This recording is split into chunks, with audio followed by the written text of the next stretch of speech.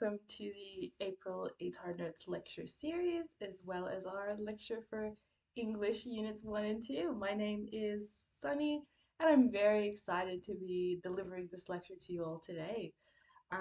Just before we get started, wanted to mention a quick bit about ATAR Notes.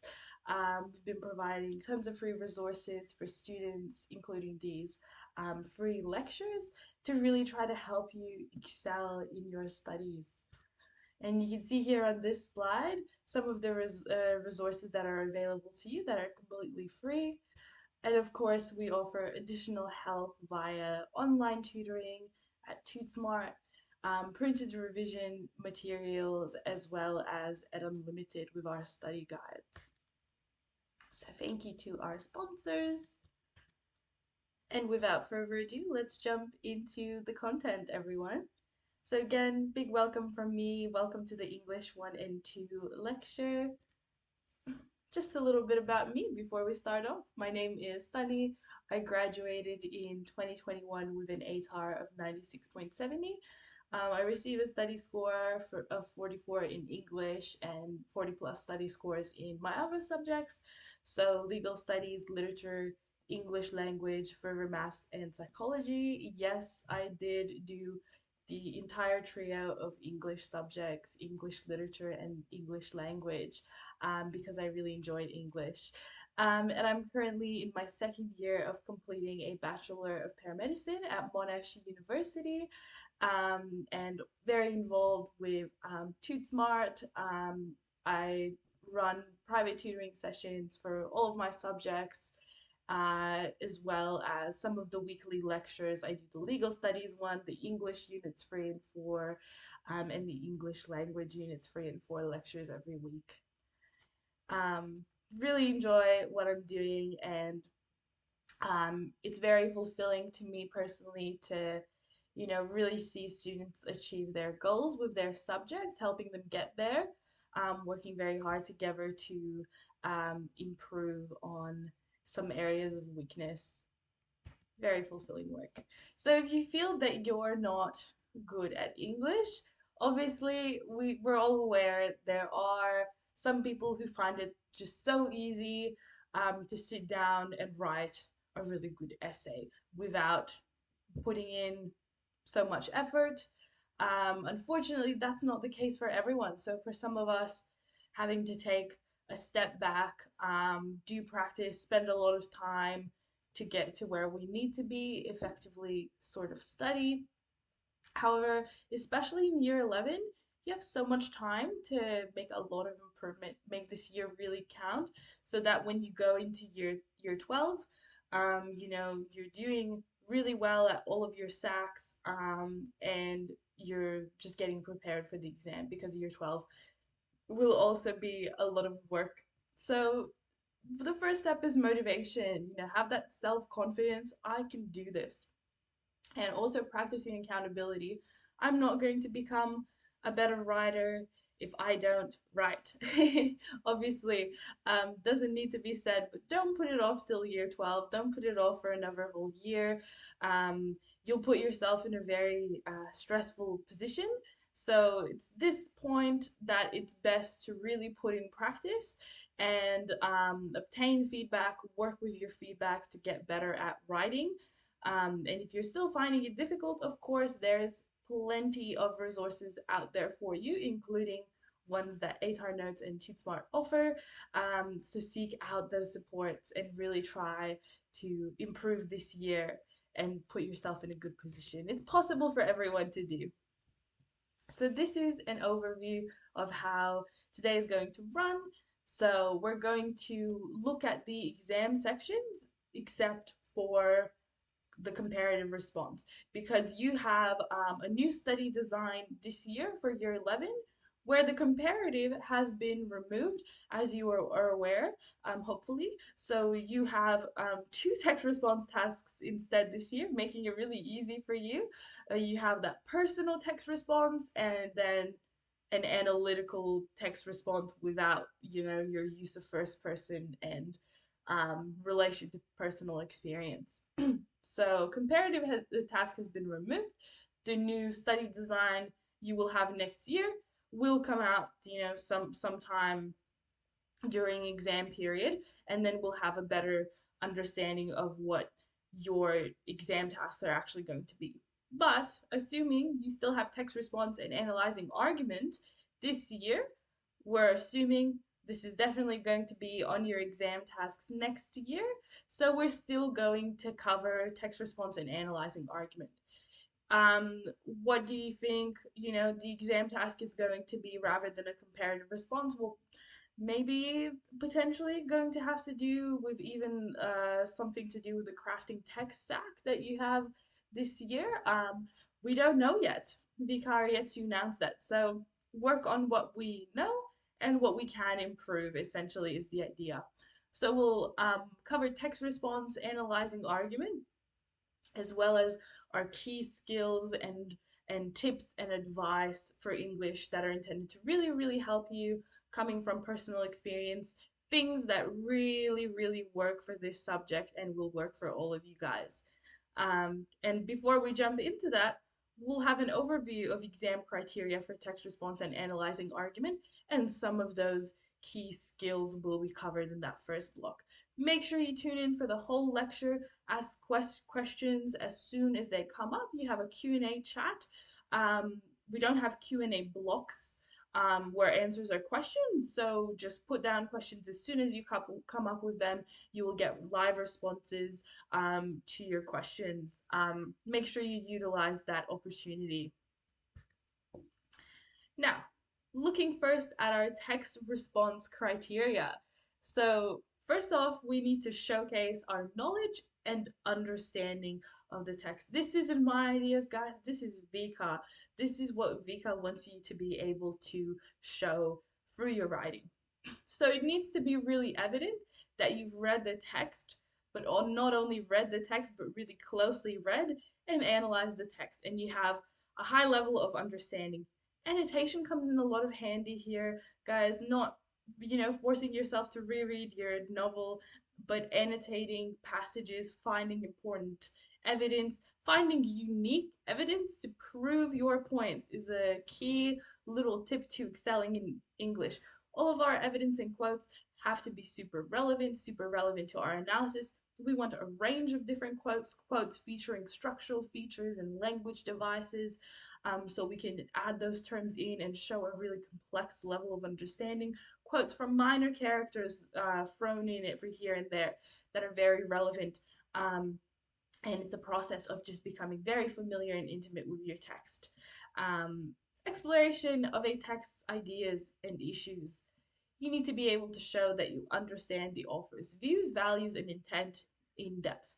You can obtain a lot of really valuable ideas from your class discussions about your text, but also brainstorm yourself, do little analysis exercise and find out what your views on the text are.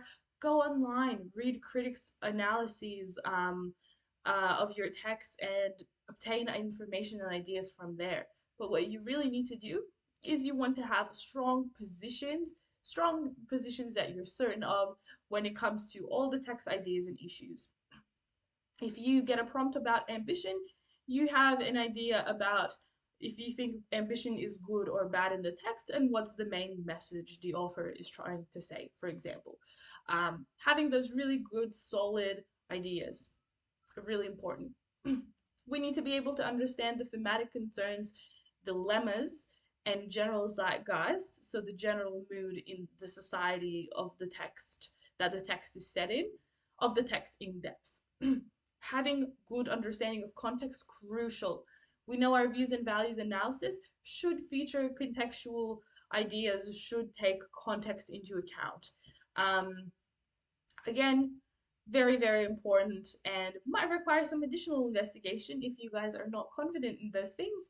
Doing practice for this in year 11, because in year 12, you will have to showcase the same skills but to a higher standard. So it's, of course, that goes to show that it's really important we work hard this year, so it doesn't become something daunting next year.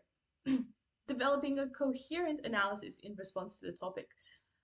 Essentially, our whole essay is just answering the prompts primary message, question, or statement we are answering to, saying, this is how much I agree, or this is how much I disagree with the idea, and here's what I think. So our contention or our interpretation should be a direct response to the prompt. And then our topic sentences or our arguments should relate back to our contention, as well as, again, all of them addressing the prompt. These are kind of our mini arguments arising from our contention. It's not anything harder than that, guys. If you've ever struggled, hopefully that explanation helps you put it all together. But we will be looking at contentions and essay structure for text response much more in depthly. Control and effectiveness of language use. This is a section you are assessed on for every single essay and you will be assessed on in your exam. So your writing has to flow and make sense. We want variations in sentence structures and sentence lengths.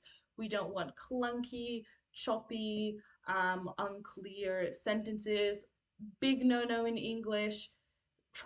Instead of trying to include a bunch of complex ideas and have these complex sentences, if you find you don't do this effectively, continue to experiment so you can practice this skill and effectively have those long complex sentences somewhere down the track. But when it comes to your SACs, try to be as clear as possible on your assessments. That will only benefit you. Being clear is better than, attempting to write complex using complex vocabulary in sentences and not doing it effectively.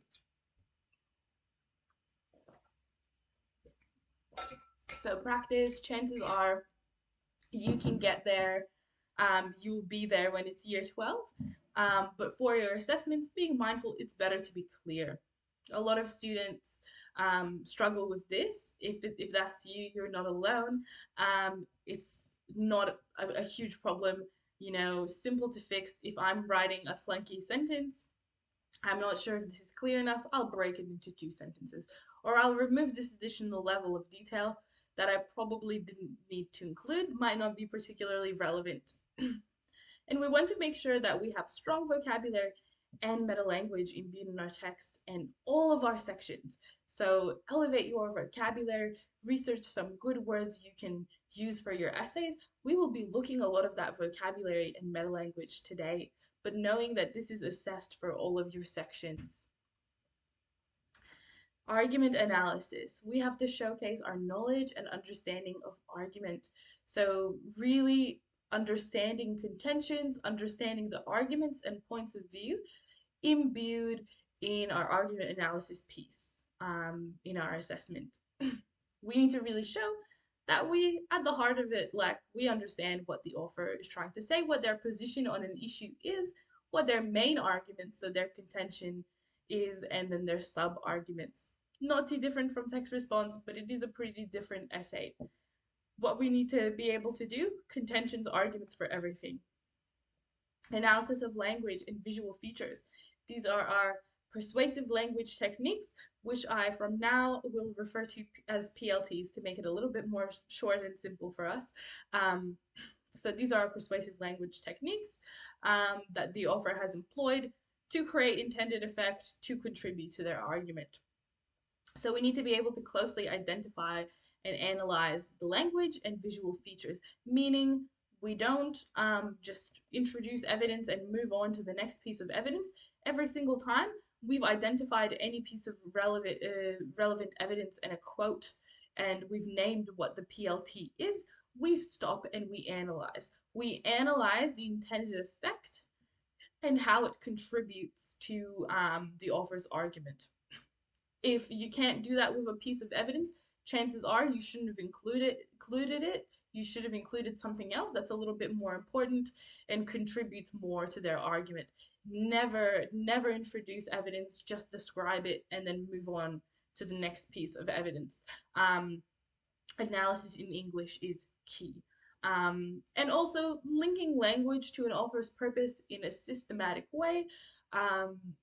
The type of language that they're using is very important in your analyzing argument section. Needless to say, think about the connotations associated with the language. Are there appeals? Are there attacks? What is their purpose? And then, of course, control and effectiveness of language use instead are, strong vocabulary here. We want that to be our PLTs. Every single time we introduce any evidence, there is a name attached to that evidence explaining what persuasive language technique it is. Nothing goes unidentified, hopefully. So, meta language, super, super important. It's not the same as technique identification, but if you think of PLTs as your meta language for the argument analysis section, you're kind of not wrong because we need big words, right, to describe those. So, things like alliteration, inclusive language, rhetorical questions, use of statistics, evidence. It's a type of evidence. We're very familiar with those terms and we utilize them effectively in an analyzing argument piece. But meta language goes into, uh, you know, language subsystems using effective vocabulary appropriate for your essays from language subsystems. So, verbs describing what the author is doing using very good, very appropriate, very specific writer does words. So, for example, augments, meaning enhancing, right? Vilifies, really critiquing something very, very severely, condemning something, disparages, discourages, and so on and so forth. Adverbs, we use adverbs to describe tone. So we have an adjective with "ly" attached every single time we mention a tone. That is how we must structure. And always mentioning tone in our introductions, in argument analysis, crucial, and any tonal shifts, and using adverbs. So you can also say, instead of emphatically, in a emphatic tone, or instead of bitterly, in a bitter tone. You can apply that strategy as well. Adverbs probably recommend, but more important that you at least have an adjective before the word tone. Really crucial in English, and we want a strong word that describes it. So what word is most appropriate to describe the tone of the author that they're using? Adjectives to describe the language being used. We say language has some kind of connotations attached to it. What kind of connotations? We must specify, put an adjective before connotations. Enticing, um, connotations, for example. Being very specific, that's going to create a very specific effect. There's there's no doubt that the student knows exactly what they want to say. They're using good words to describe it. Similarly, imagery. What kind of imagery? We will see an example of this in text response, but you need an adjective as well. You can't just put imagery on its own. What kind of imagery is it? So always having an adjective, being very specific. And then nouns, describing the words being used, describing our structural features, every single piece of evidence. If it's a structural feature, if it's a filming device, there is an appropriate term to use, making sure we have those terms there in every single sentence. So if you stick to this, think about your verbs, adverbs, adjectives, and nouns. You're clear across the board.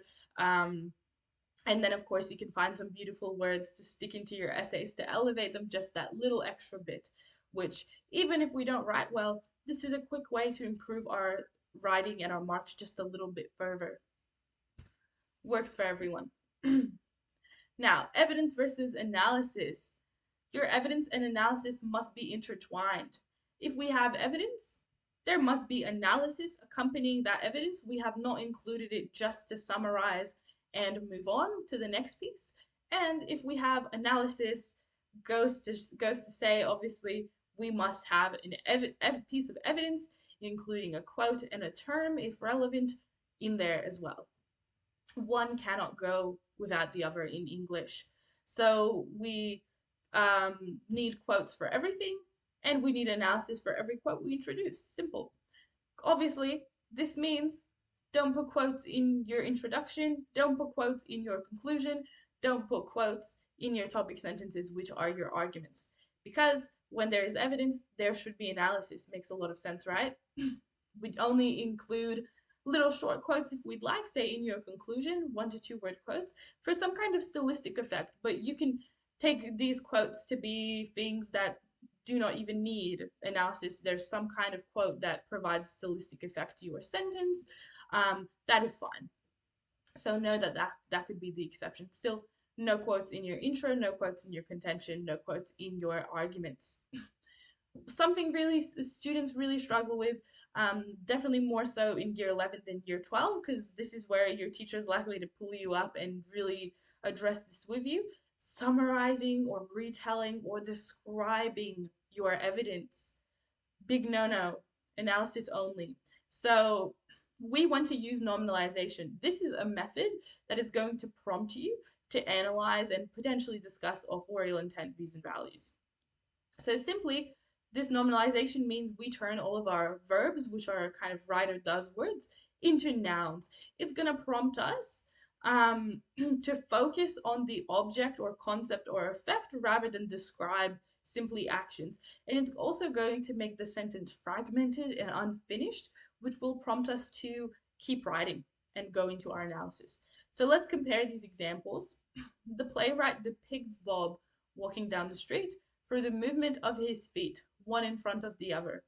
This is simply evidence in a summary. There is no analytical statements in this sentence. And we see we've left the verb, so we haven't done nominalization. Looking at the other example, the playwright's depiction, where the verb has been nominalized, turned into a noun, of Bob walking down the street through the movement of his feet, one in front of the other, unfinished sentence. So we go implies that and we analyze. Use this method, it's super easy and you can do it for all of your writer does words. And you're left with quite strong vocabulary too from these nouns that used to be verbs. And forces you to analyze, guys. And we just changed all of our intent verbs, authorial intent verbs, to nouns. You can see some examples here. Depicts to depiction, portrays to portrayal, suggests to suggestion. Looking at nominalization a little bit further, the idea that it forces you to analyze and prevent summary. We have another example here. The character experiences a plethora of emotions as she walks down the neighborhood she grew up in. This is simply retelling the story. However, we compare this to the character's experience of a plethora of emotions as she walks down the neighborhood, reflects the conflicting events of her childhood. And in blue, we have that analytical statement there that our nominalization process has helped us to reach. So adopt this strategy if you struggle. Now, intent verbs, remove show entirely from your vocabulary. Show, inappropriate. Um, all of these words are huge, amazing substitutes you can put in that are much more specific and much more appropriate to use. And they all have different shades of meaning because we want to be specific as English students. Some of them are still vague, so you can use them as a complete substitute for show, such as, suggests, indicates. You still have a couple of words that are very, very easy to use. Show is not too appropriate in formal essay writing, also due to its how vague it is. Similarly, words like make or says, we also don't want to use. Remember that rule. Work on your vocabulary. Try to put these words in your essays. Talking about modality, this is a really important concept that we need to go over. We have modal verbs, and they essentially indicate the degree of certainty involved in an action. So, we can mistakenly use high modality verbs to show a high degree of certainty in an argument analysis piece, essentially saying the author successfully does something or effectively implies that no, this is high modality. We are fence sitting. We are showing a high degree of certainty about what the author is doing and how it's going to affect the audience. Completely inappropriate. Stick to low modality terms. Use the words may, might, may indicate, might suggest,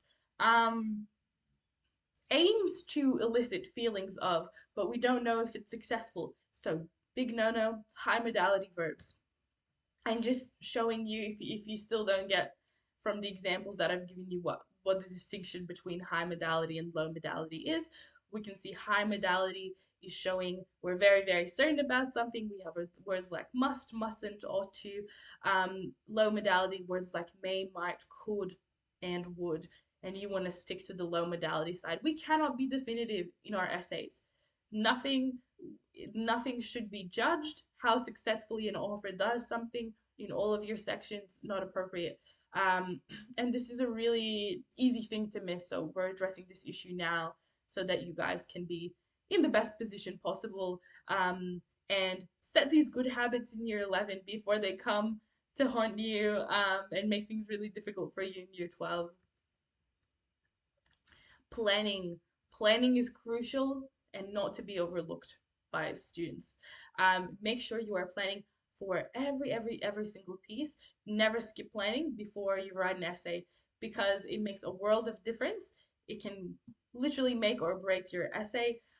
You collect your thoughts, you consolidate them, you make them better, and ensure you have a strong line of argument. And if that doesn't happen, we need more practice planning because this is really what should be happening. It is elevates your piece and makes it, so much better. So looking at a plan, these are all of the essentials that we need to have.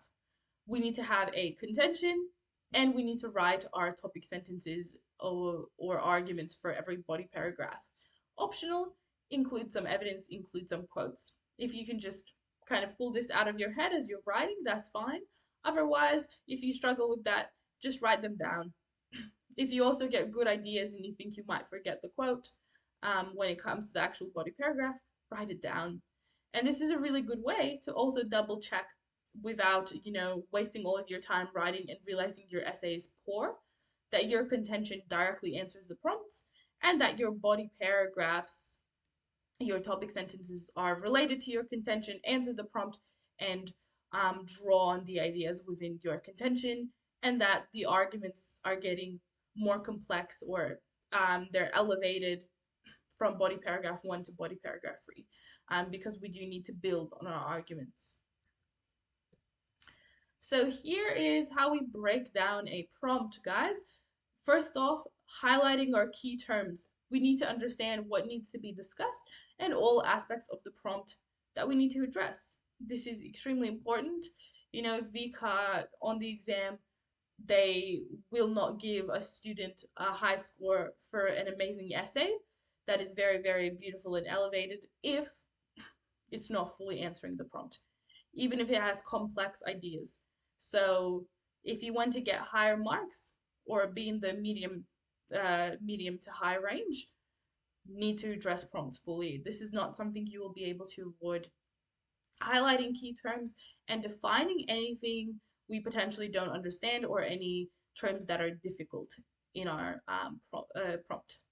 Then you can turn the prompt into a question because it's easier to frame than a statement. And if it's a question, we can also turn it into a statement. This is to make the prompt more clear for yourself, to get you questioning it, and get you thinking. This is an optional step that you can do if you struggle to address prompt fully. Then you should answer that question, figure out how much you agree or disagree, and develop your contention based on your answer and your position to the prompt. And then we have to question everything. Raise questions because this will make our ideas for topic sentences. So, for example, we might ask, is this theme really the central one? And consider every implication or consequence of that question being true or untrue, and this can lead into our topic sentences. Looking at an example breakdown of a prompt, All About Eve portrays how envy can be a destructive force in relationships. Discuss. This is a text some of you may be studying, so maybe this is helpful. But first of all, we're going to highlight the key terms in the quote. So envy, this is a thematic prompt. There is a theme involved of envy. Destructive force.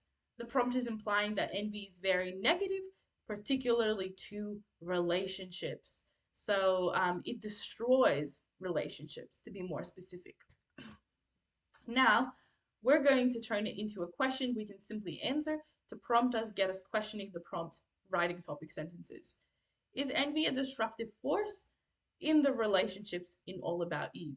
And you can really see that distinction between the statement and the question, and hopefully you can see how that might be really helpful to some of you. Now we need to decide where we are positioned with regards to the prompt. Do we agree that envy is a destructive force in relationships, or we disagree? For those of you studying All About Eve, you might think it's pretty destructive. So we're probably going to be on this more agreeing than disagreeing side. What we don't want to be is neutral, which means we don't really have a distinct opinion or answer to the prompt. And we cannot fully disagree or fully agree. We need to be somewhere in between. Because if we fully agree or fully disagree with the prompt, none of our topic sentences or body paragraphs will be discussing the other point of view, the other perspective, which is actually required. So we need at least one body paragraph that's going to be discussing the opposing opinion. And then we're questioning. So we're writing our topic sentences and our contention thanks to questioning the prompt. And because we've also answered the question. So we've actually said envy was more destructive. Here are topic sentences. Our first one's going to be to do with the fact that envy can be destructive in relationships. Our second one, however, at times envy can be constructive in relationships. We need to include how we may agree with the prompt as well. Disagree with the prompt, sorry. The destructiveness of one's envy is not reserved to relationships. It also plays a destructive role in the characters' everyday lives. So it has a significant effect on the person that is envious as well. And these are our topic sentences. So now we have to draw a contention that takes all of these ideas into account. For example, envy is presented as a multifaceted force, having the ability to be both destructive and at times constructive within the lives of the text characters. Very simple, straightforward, takes into account all of the ideas of our topic sentences. And hopefully, you found this helpful, guys, and you feel a lot more confident in breaking prompts down now, jumping right into text response. Um, and we'll have a big overview of these tasks. So, putting everything into simple terms, it's simply an analytical essay based on a set text. You might call them analyticals, you might call them text responses, depending on your school. It's the same thing. And you'll get a choice between two prompts on the exam. You're going to have to choose one of the two prompts. That's not a lot of choice, and you can be in a situation where both of your prompts are quite difficult for a text that year on the exam. So, really need to practice a range of ideas for your text, developing them and completing some more difficult essays as well. But your number one priority is to be very, very, very relevant. Everything related to our prompt, guys, and use evidence from the whole text. Looking at the start, the beginning, the middle, the end, different characters, and so on and so forth. Text response prompts. We need to be able to first identify what type of prompt we have so that then we are able to fully address our prompt and answer what the prompt is asking us to do. So we might have character-based prompts, and these are very, very easy to spot. They will include characters' names or say something like the characters or the figures. It might be one character, it might be two characters side by side, or it can refer to a group of characters. So you can really see how these are easy to identify. The students' problem with these prompts is that they will make character-based paragraphs. No single body paragraph should be based on a character. That means we'd never put character names or list characters in our topic sentences or in our contentions. That's something you should never do because they are our arguments. They are our topic sentences, our arguments. No listing, no characters or evidence should be there. Um, Also, being really mindful, don't use evidence from one character for an entire body paragraph, should really have a range. We are analyzing based on distinct ideas, not based on characters. This will lead you to not having solid arguments. Views and values prompts, I really like these. They'll usually say either the author or the audience, and they have some kind of message within them, a moral of the story, if you'd like to say. These are great because they enable you to include a lot of analytical ideas and really zoom out into views and values as much as possible. And you're likely to see them and instantly, have form a position. Like, I really disagree with this, or I really agree with this. And that can lead to a really good essay with a strong position visible. Thematic prompts are also great. These are the most common type we usually see in English, and they're based around themes and key concerns in the text. So when we look at our keywords, we will see themes being mentioned. And it can be based on one, two, or many themes. Usually we see one theme or two themes side by side. Again, also great for views and values analysis, really good for zooming into the text and analyzing our pieces of evidence really depthly. And structural prompts, these will start with statements like how, and they often want you to focus on specific devices or elements of your text. Structural features, it may be about how the author is creating meaning. A lot of students find these difficult. That being said, because we can always get them, really need to work on our structural prompts, having good meta language to describe techniques, and being able to analyze everything really specifically and very closely zoom in, such as into language. Um, so again, that idea, we've went through a prompt brainstorm. What's additional in here? You can, of course, annotate your prompts so you can understand them better and do what's called core and implications. So our core, this is an optional step if you need the help. Our core is what the prompt statement is. Essentially, what is it saying? What is implied in the prompt? And then the implications are the questions we can come up from that. So, what are the potential implications? Things this theme can lead to, or potential other things involved. You can raise questions to do with your core and implications to help you brainstorm. And then, of course, we question it. So again, quick summary on the side here, showing how you may spot the different prompts. If you don't feel confident with this, feel free to take this down and put it in your notes. How do we structure our text response essays? In our first body paragraph, we really need to define the keywords in the prompt and provide examples for them. This is an optional structure. There are many different ways you can structure your arguments. Um, but if we define, say, ambition, then we spend this body paragraph talking about ambition and how it's seen in the text. How is it expressed in different ways through different characters and so on and so forth.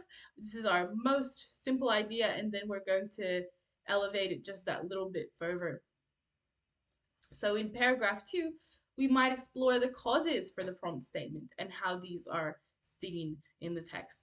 And we'll look at examples of this in a second, guys. In our third body paragraph, we may discuss the consequences of what the prompt suggests and the significance of these. So these can be our implications. Alternatively, here's another structure. We might have our paragraph 1 based around a cause of conflict in the text. Then we might explore the response for the prompt statement and how these are seen in the text, similarly to paragraph 1 in the other structure.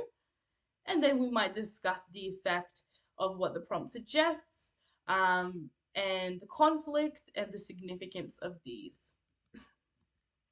So looking at examples to really make this clear what we're talking about, we're going to use Harry Potter because everyone knows Harry Potter, and obviously the texts that you guys study are different. So let's see, have a look at this prompt. Friendship is more important than magic in Harry Potter. To what extent do you agree?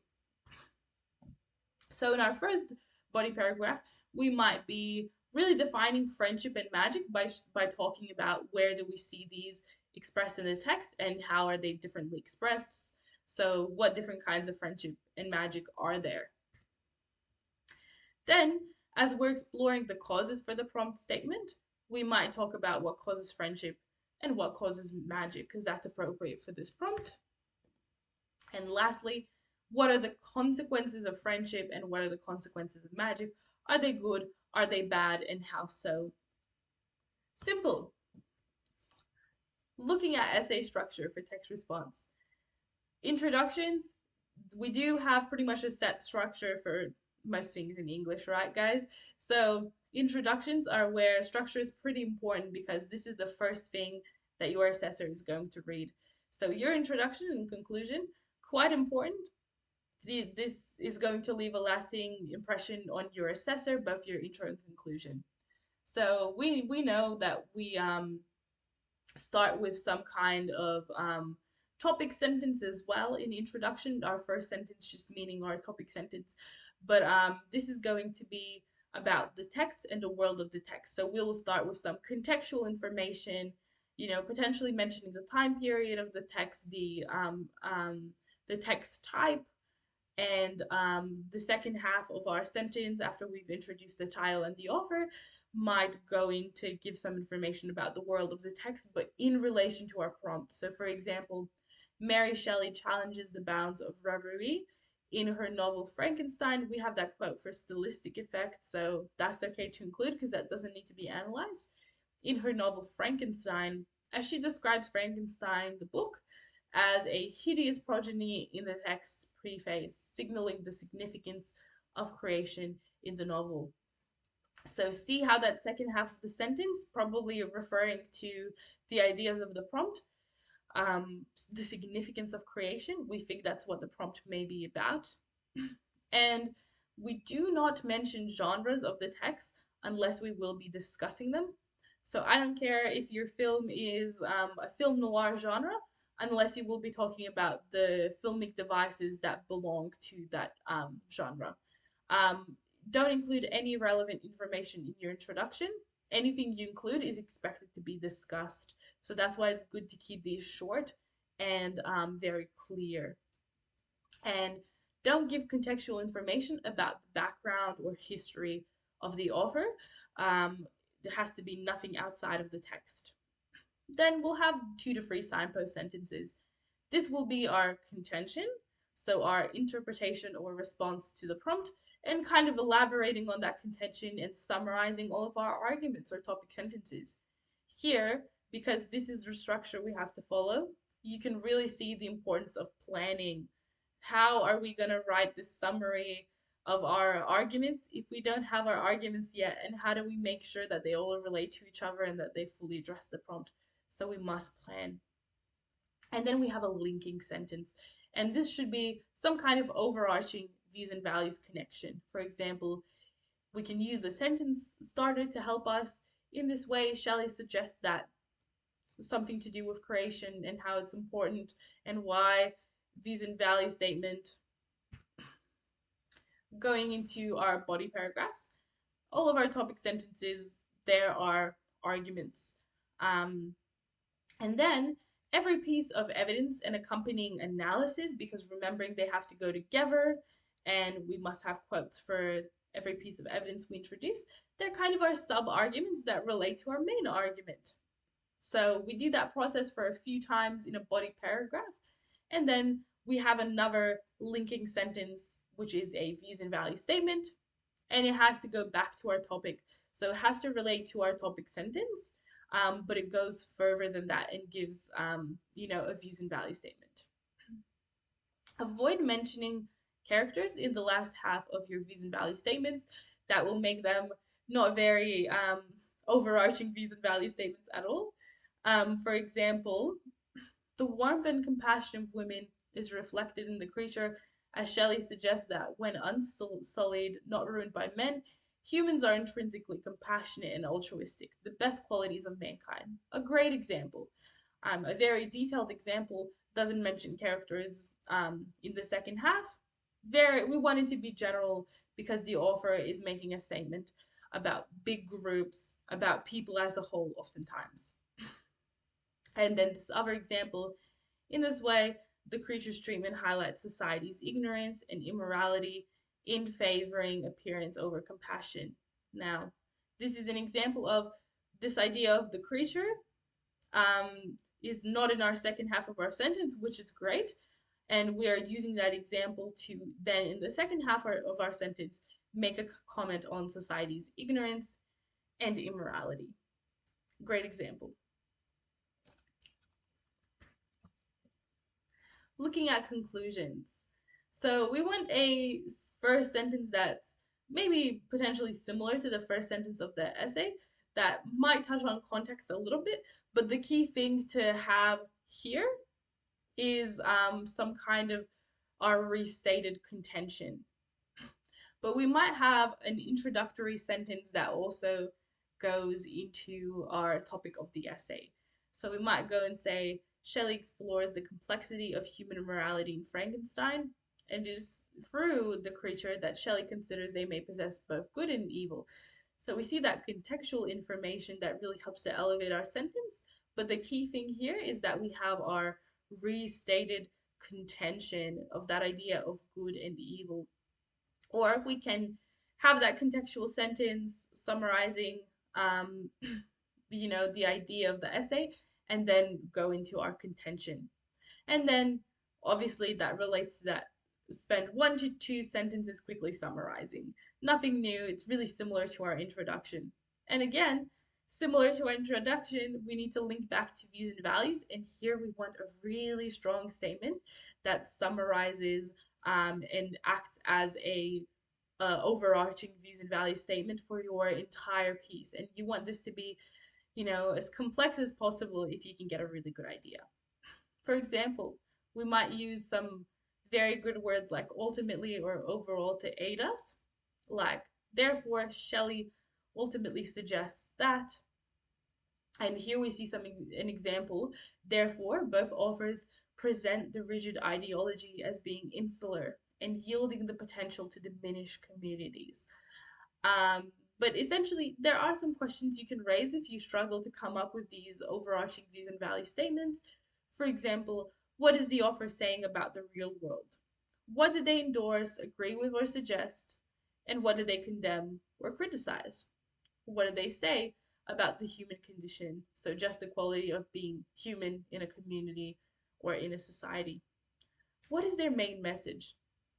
Hopefully, when you write a conclusion and you get into elevating and restating your contention and covering those ideas, you get an idea for a views and values statement just in mind, just arising from that. But if not, that's a strategy you may follow, raising those questions to aid you.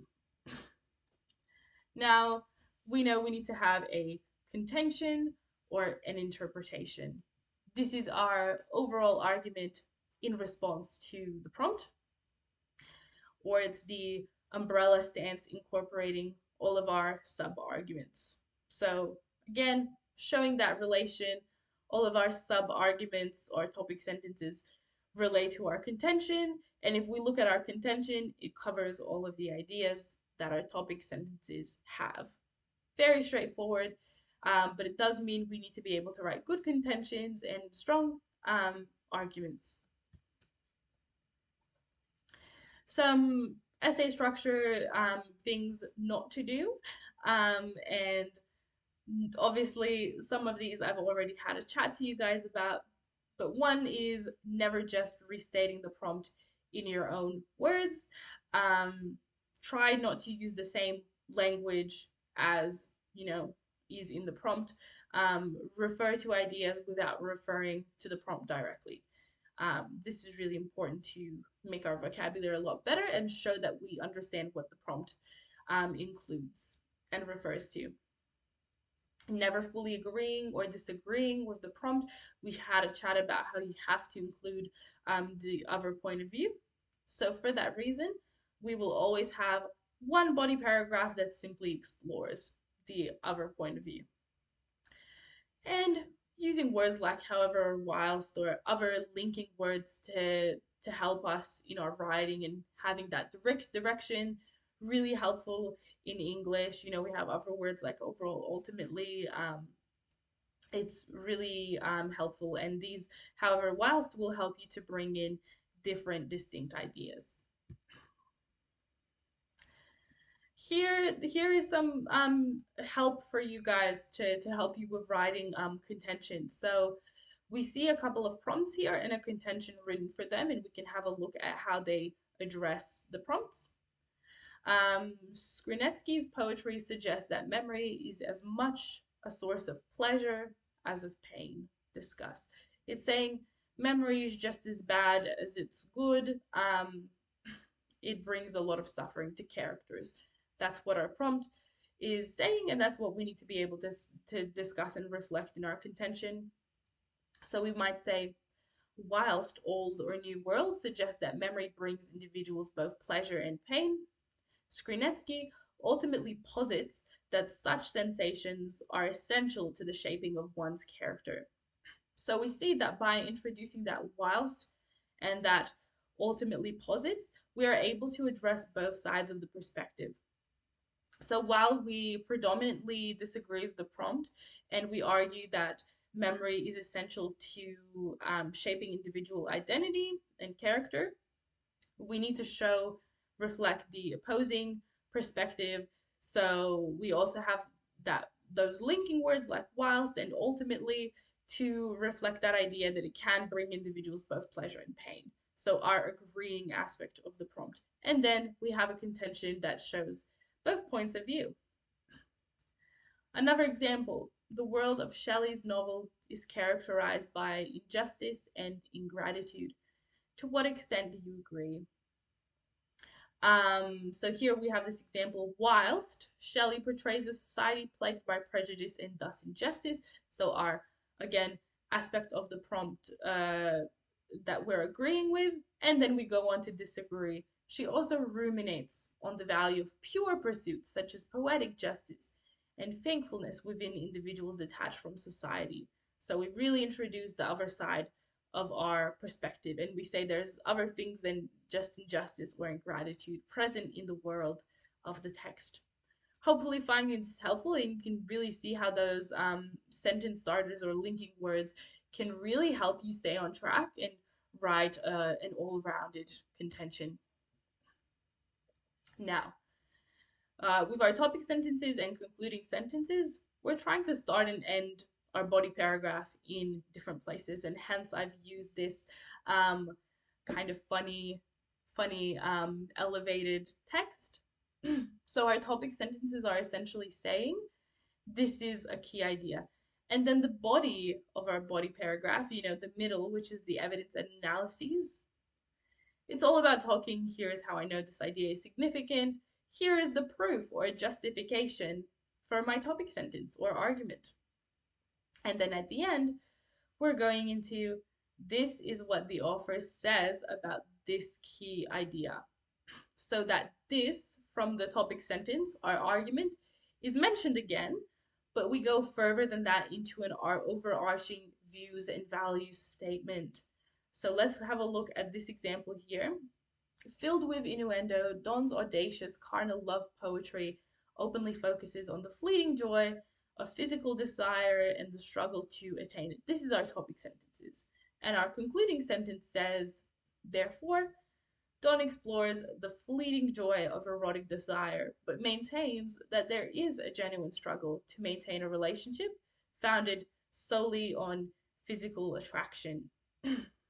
So we see how the conclusion sentence does link back into the idea of erotic desire and fleeting joy, but then it goes further than that to make a commentary on relationships founded on physical attraction. So we can see how we start and end in different places. Hopefully making a lot of sense, guys. Um, Here are some important things to do with our body paragraphs. We must have a clear focus, very obvious in our topic sentence. So the assessor should be able to read your introduction, your conclusion, as well as your topic sentences. and know what you're trying to communicate and what your distinct idea is. For that reason, no character names, no quotes in our topic sentences. It's just our idea. Our sub argument mini responses to different aspects of the prompt. And you need to include reasoned evidence to justify your sub argument.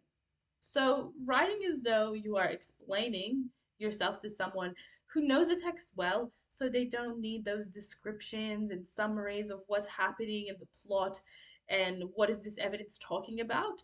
They only want your analysis. So they can't think for themselves. They've, read a text just for fun and they haven't formed any distinct analytical ideas, and you're trying to tell them a bunch of interesting analytical ideas, essentially, is what you're doing. So avoiding that summary and description. Then using quotes and integrating them with your discussion. Quotes have to be in your sentences and not amongst them. Um, they need to be integrated really smoothly, and we can practice different sentence structures to help with that as well. Um, and we can even interchange. We might start a sentence by analyzing and then adding the evidence to that sentence after we've already included some analytical idea.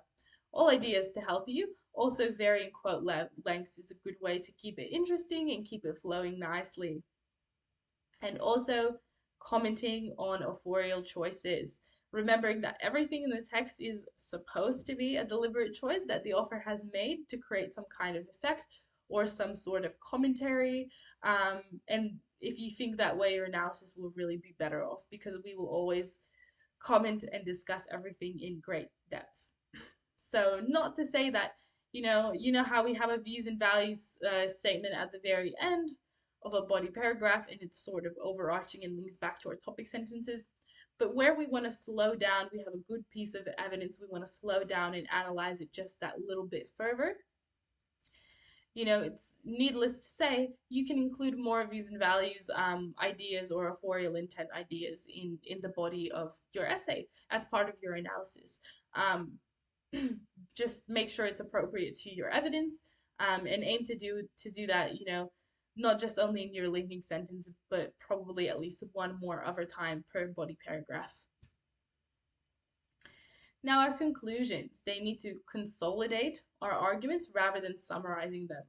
So we want our restated contention, essentially in our conclusion, to be more complex than it was in the introduction. And this should not be difficult, because we've spent the whole essay, discussing all of these ideas, and it should be more complex and more developed by now. Therefore, consolidated. So always try to comment on the author's intention and message overall, answering the prompt, and link to the text as a whole and to broader societal concerns that the author is making commentary on. Avoid, however, rewording your topic sentences or rewording your contention, and don't bring up new evidence, though you can have those well-placed quotes for stylistic effect that I mentioned. Having a look at the elements of text response, we can visualize all of this on a pyramid. The majority of what we use is our evidence. So this is our structural devices, the language features used by the author, the quotes, and the names for the language devices and structural features that the author is using. Then, when we analyze, we are touching on, you know, when we're zooming in, what this evidence says about a theme in the text or the characters in a text.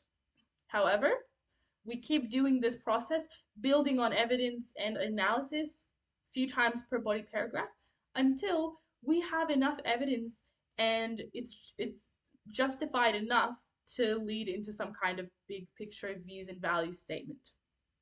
And this is our linking sentence. So we don't have much views and values in our essay overall. It's at the ends of, paragraphs, but that's because these ideas need to be justified and supported through evidence and analysis, which we will spend a lot more of our essay doing. And hopefully that pyramid helps to visualize how it all works. So our views and values, how can we analyze them? Let's have a look at an example. Say we have a structural feature such as a metaphor. Our analysis, we want that to center on discussing what the metaphor represents, because we know it's a type of figurative language where there is implied meaning. And then we want to go into authorial intent to show what's the author's message, views and values message in utilizing that metaphor to represent that idea. Let's have a look with an example from the film Rear Window. Structural feature, we're going to use the metaphorical, physical, and symbolic boundaries. So when characters leave their apartments and enter public spaces, they are confronted with danger. So our analysis, what does this represent? We might say it creates unease when characters cross physical boundaries. So what's the potential authorial intent? What's the message of the author?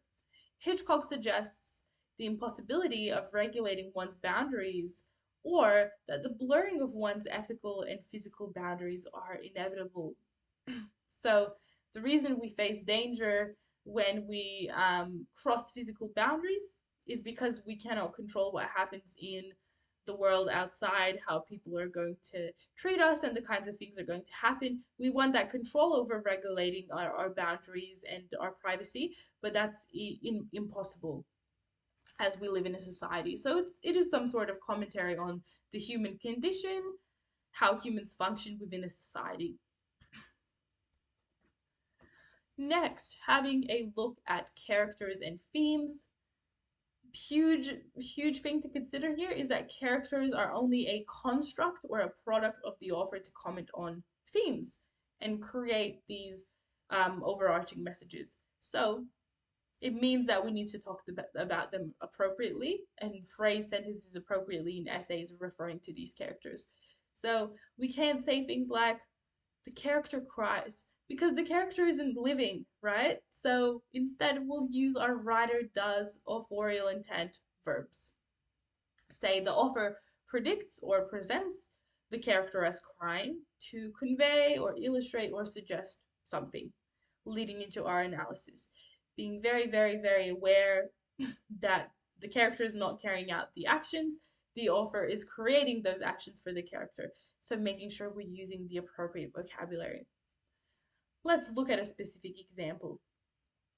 Taji is compelled by her values of social justice upon hearing brutal torture stories. Well, so what? But also, Taji isn't compelled. The author is depicting her, right, as being compelled. So let's say Satrapi presents Taji as being compelled by her values of social justice upon hearing brutal torture stories to convey Iranian society's confusion between vengeance and justice. So she's only being presented as being compelled. She is not compelled because she's a construct, because she's a character. Being really mindful, this is something that's a really easy habit to practice and a really easy issue to fix in your writing. Structural devices.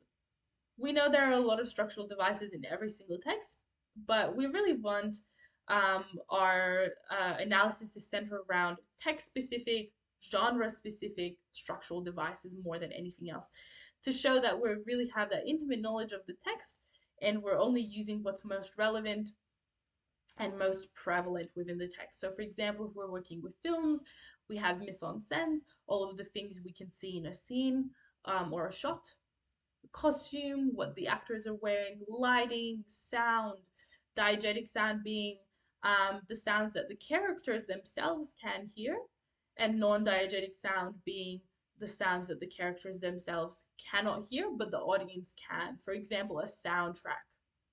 We can hear the soundtrack as the audience. It's used to create a certain effect or relay a certain emotion, but the characters themselves cannot hear soundtracks.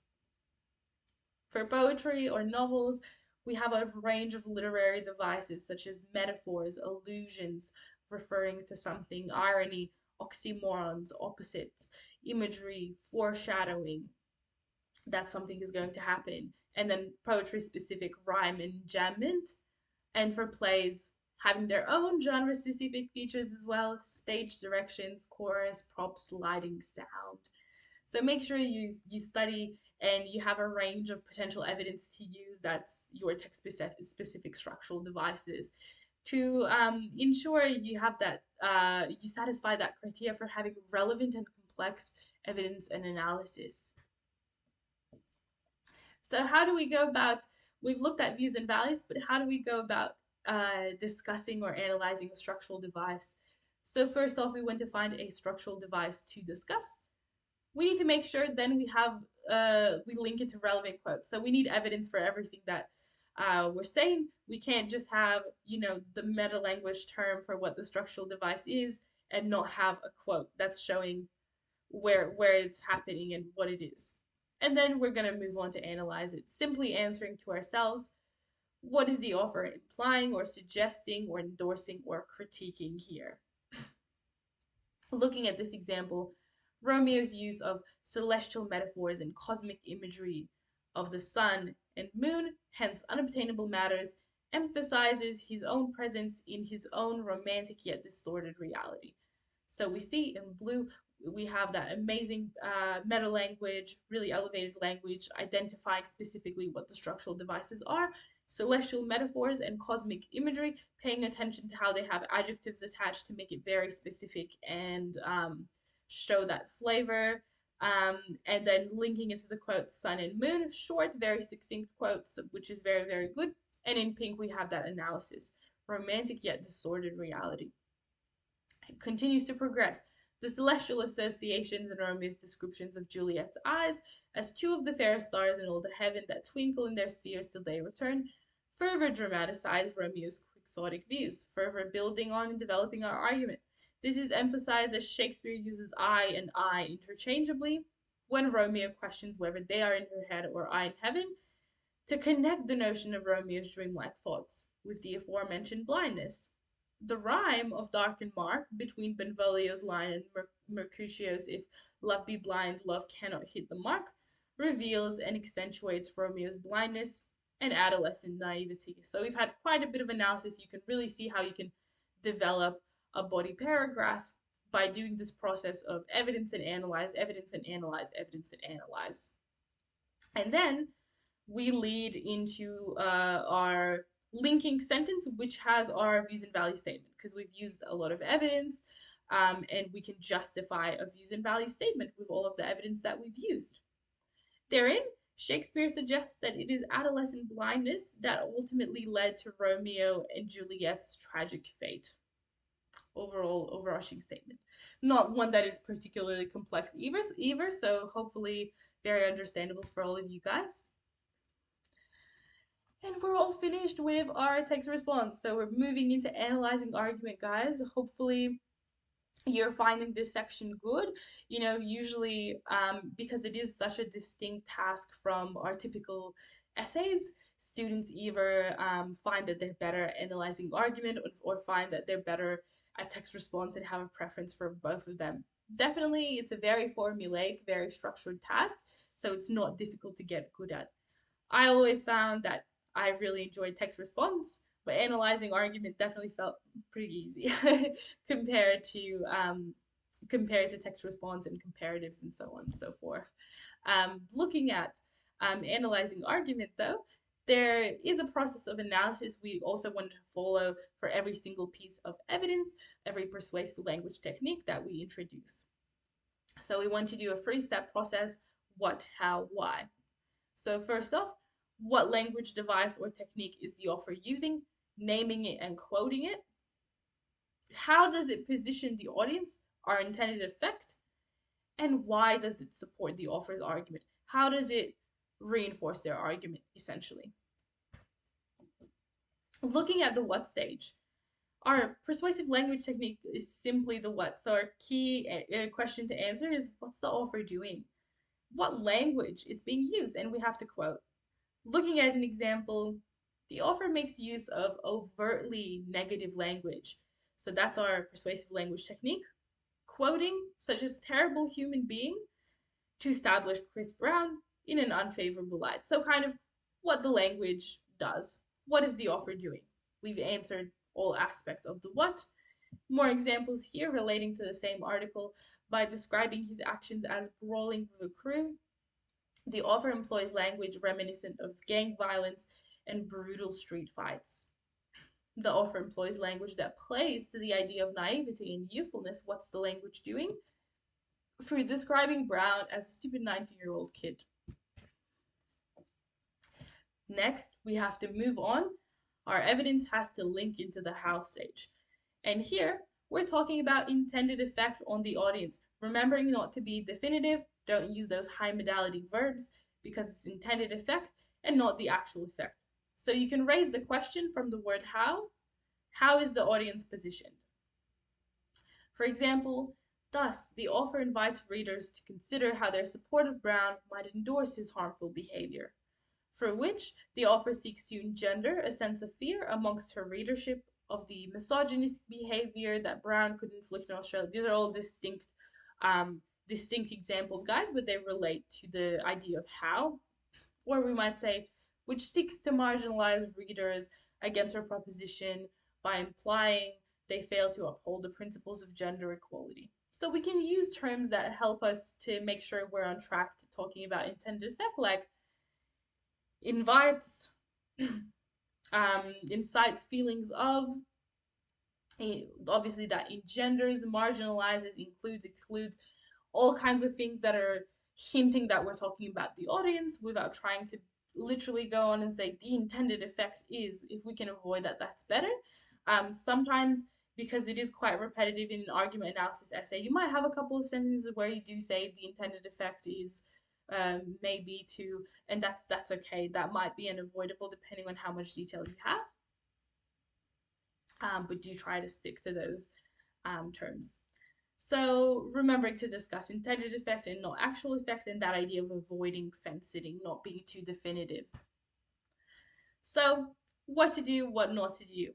That idea of modality is mentioned here again.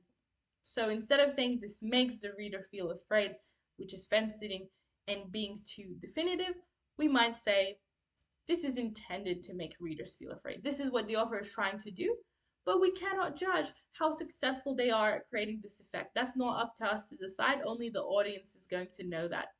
Similarly, instead of thus the reader will feel afraid, we may use the author encourages the audience to feel afraid.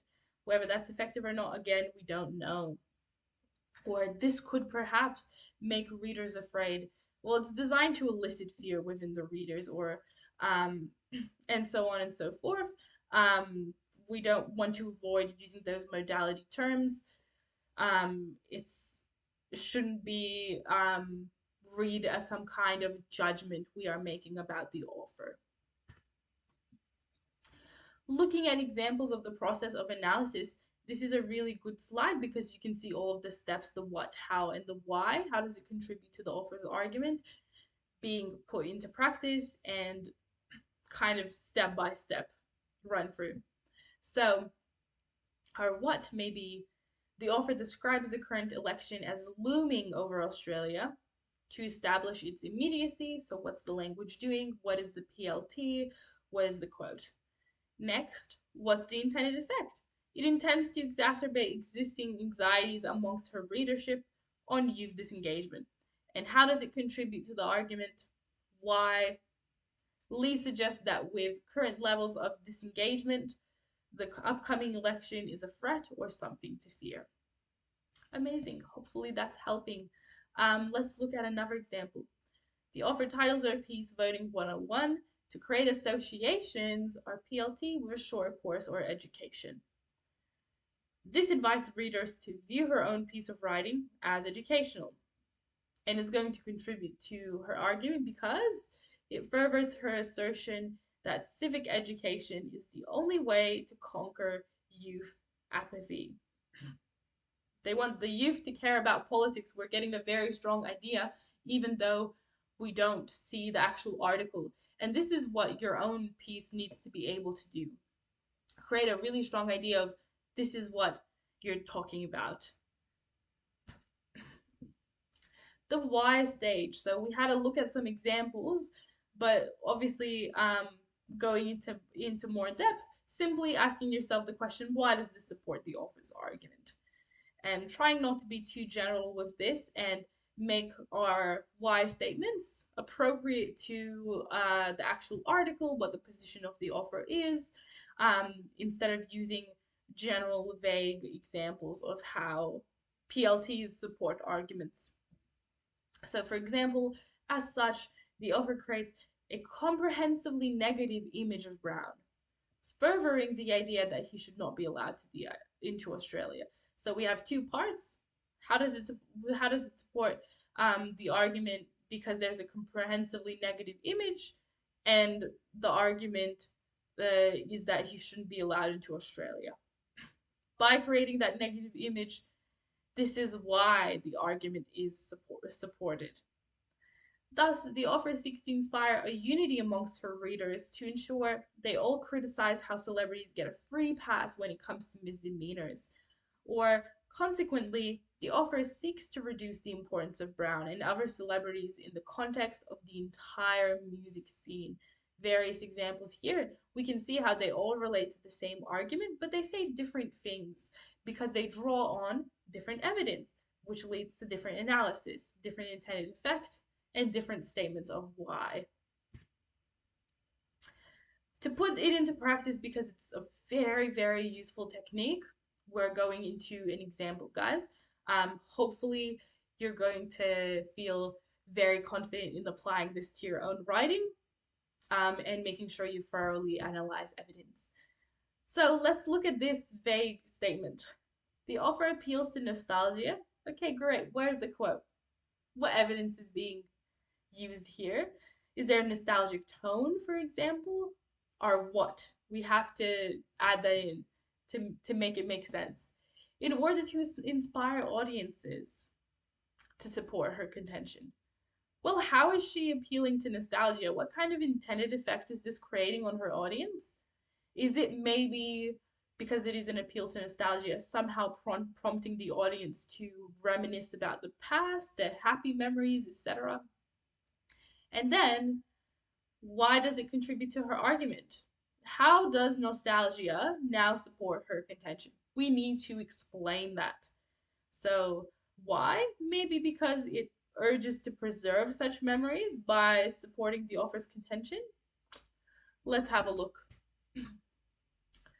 The author begins with a nostalgic tone, or PLT, and which is designed to prompt her audience to reminisce about the past and picture the happy memories of their childhood at the local park. Very specific intended effect. They're going to feel nostalgia by thinking about the past and how much they've enjoyed this park. And then leading into how it supports the author's argument. In doing so, she urges the community to see that, in an attempt to preserve such memories, they should not demolish the local park. So we have a very clear link because they want to preserve these memories and they find them, very nostalgic. They're not going to want to, they're going to protest demolishing the local park.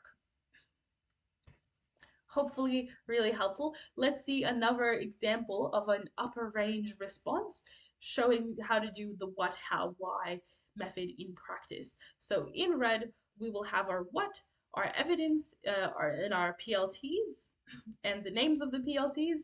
In green, we will have our how, our intended effect, and in blue, we will have our why. How does it support the contention?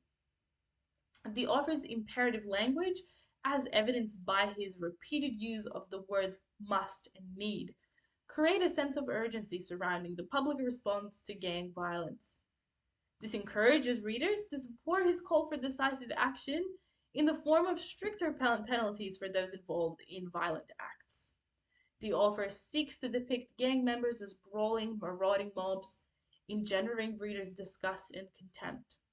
In this sense, O'Malley seeks to elicit feelings of antipathy towards gang members so that the audience are more inclined to support harsher punitive measures. Just in case you guys were a little bit confused, going to define a couple of words here. Antipathy, When we're apathic, right, we don't have any concern or care towards something. So antipathy means, alternatively, to have a lot of hatred towards something, have a very strong negative opinion towards something, rather than being apathic and not caring at all. So it's kind of the opposite of antipathy in a way, but like not really, because it has those negative connotations. Punitive meaning punishment. Hopefully that all makes sense. What do we see that's really good about this response? It's very clear into where each thing is, the evidence, the intended effect, and then how it supports the argument. And it analyzes them very fluently and very quickly and very smoothly, and then moving on very concisely into the next link of evidence and analysis. Also, we have amazing, short, very concise quotes, meta language. We have amazing words like depict, engendering. Our writer does words elicit, um, evidenced. Those writer does words are present, and we want to include them as much as possible. Amazing identification of imperative language as a PLT. Likely, chances are every single piece of evidence we use, we can stick technique terms too, and we should. And it's again very, very concise, very smooth, and it has that complex, nice vocabulary, including the words that I've just defined, which there's not that much of it in there, but it's enough to elevate the response just that much further. Hopefully, after all of this review of the what, how, why, because we won't be coming back to it, you've had a good look. You can see how it may help you if you don't already use this process, and it makes a lot of sense how you may adopt it. Visual analysis. So you will have visuals in your analyzing argument tasks. What we need to do is to look for the link between the written and the visual material. So how does it link into one of the arguments of the author? The argument it links into, in that body paragraph, I will bring in the visual material. I will first describe what the visual is literally depicting, what we can literally see, what's in the foreground, what's in the background, what's in the image overall. Then I will go into considering the symbolic meaning of the visual. What things are there in the visual, such as symbols, that have some kind of additional things I can analyze and show how it contributes to that argument. So, of course, it may detract from the writer's argument if it's not embedded within the text, but it's a standalone image by another person. And it has a clear message that it has a different contention and disagrees with the argument. But if it's embedded within the image, that means the author has put it there, so it usually just contributes to their argument. And we'll come back to visual analysis and look at a practice example of it in a second. So what to know about section C and how it looks on the year 12 exam. It's 2 pages of material. Definitely some visuals, expect at least 1 to 2 images, of course, but not necessarily just one piece. So how you are doing your SACs in school and preparing for comparative tasks, you need to be prepared for a comparative task on your exam as well. Because in recent years, it's never been a comparative. However, they never exclude the possibility that it could be. Also, you're going to have a different year 12 study design next year. And I feel that they've added more comparative aspects to your analyzing argument in this year's new study design. So it's quite likely they might even change it back to a comparative task like it used to be a couple study designs ago. I feel they may bring that back. So just be aware, prepare for comparative, structure your comparative argument analyses really well. So the task is essentially a test of selectivity, being super selective, only choosing the most relevant evidence and PLTs.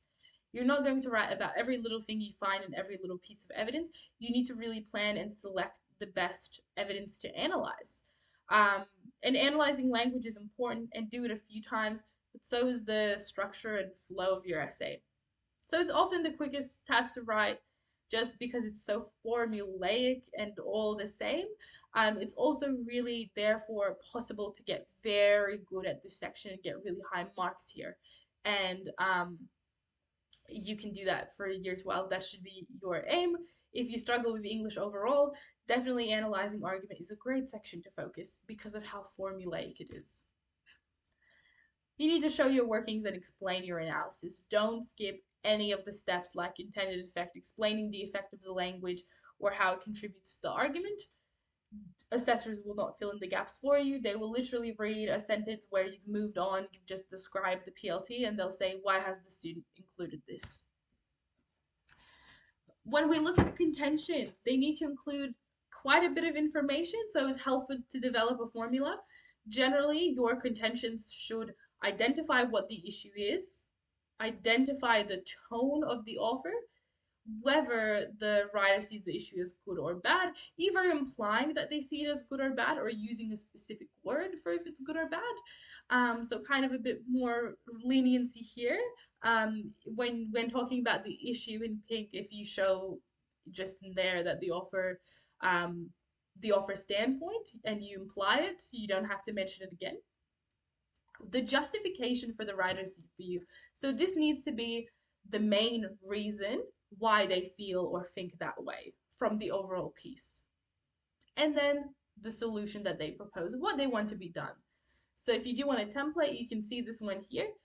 The author, say, critically contends that the issue is word for good or bad because the main reason for that view, and therefore proposes blah, blah, blah.